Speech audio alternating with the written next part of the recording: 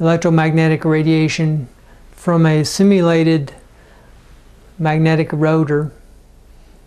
It's simulated by using a single nanocrystal of magnetic material which is not moving macroscopically. Only the individual electrons within it are moving at a common precession frequency. If that is inducing current in the resonant cavity or reflective cavity, such that it is dissipating a certain amount of energy absorbed in the form of heat lost in the resistance of that cavity, then normally that energy lost reflected back would slow down or oppose the motion of what is causing this induced current to begin with. But now, not only is heat being drawn from this and dissipated on the cavity surface, but the reflected load, which would normally remove energy from the source and require more energy to continue the motion. Now it's coming back and it's aiding the direction of precession. Still, there's energy being drawn from the system, and the energy comes from the individual electrons themselves. And to explain this further, how that can work, it's necessary to understand how all precessing electrically charged particles everywhere interact with each other. According to classical electrodynamics, anytime any electrically charged particle is precessing, it's going to have a rotating magnetic field associated with that precessional motion. And that rotating magnetic field is radiating out electromagnetic waves. And energy should be dissipated from that precessing particle to the same degree that energy is radiating out into space in the form of electromagnetic waves. And according to classical electrodynamics, very quickly a precessing electron would radiate away all of its energy and there would be nothing left to the electron. I say that because the mass of the electron is equivalent to its energy. It's that famous equation, E equals mc squared. So all of the energy of the electron within its electric field or whatever is equivalent to the mass of the electron. If you're radiating away energy in the form of electromagnetic fields, that energy has to come from somewhere. So if you have precessing electrons,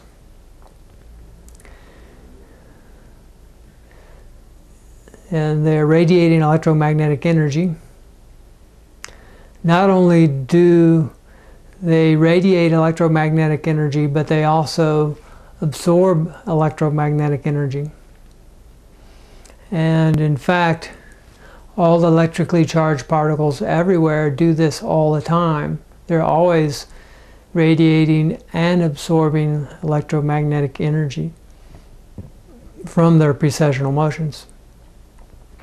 And this radiated energy applies forces to all other precessing particles of similar type, similar precession. And these electromagnetic waves exchanged among them all tend to move them all to a common rate of precession.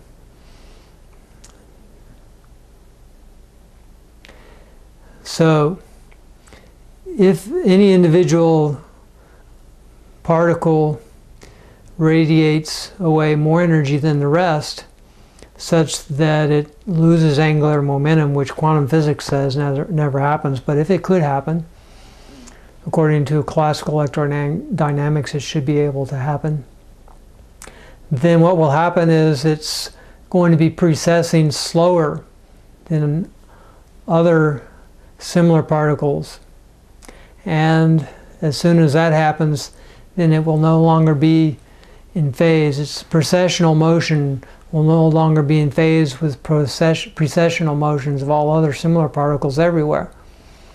And then the forces, electromagnetic field forces that develop between it and all other similar particles, will apply forces to it to make it pick up speed again, although it will never actually lose much speed at all, because it immediately absorbs whatever energy it requires to get back in harmonious precessional motion with all other particles that are exchanging electromagnetic energy with each other all the time. There's no way to measure the electromagnetic energy exchanged between two particles that are precessing in phase, because there's a minimal forces between them as long as they're precessing in phase. It's only when one slows down and the phase difference between them develops that there's energy stored between them due to that difference in phase. And then that is what applies forces between them to move them back into synchronous precessional motion.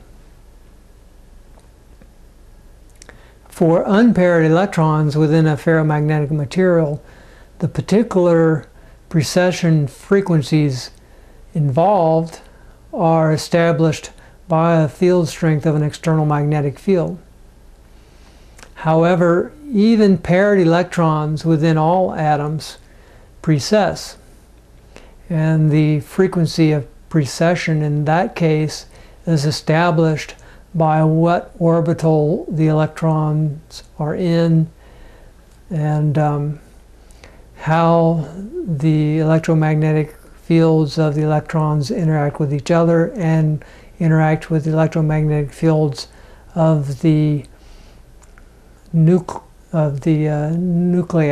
or the protons, the neutrons, and actually the quarks that make up the protons and neutrons within the nucleus of atoms.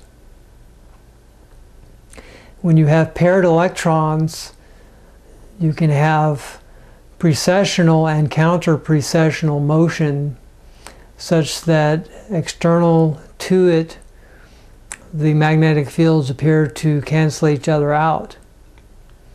But still, you can have waves of magnetic fields radiating from their motion that affect other similar particles of other atoms, and they all share this interaction among all of them everywhere. And to explain what I mean by that, it's best to read the papers that I've written that are available. Plus, I'll be doing more videos to explain it further. So that's all for now.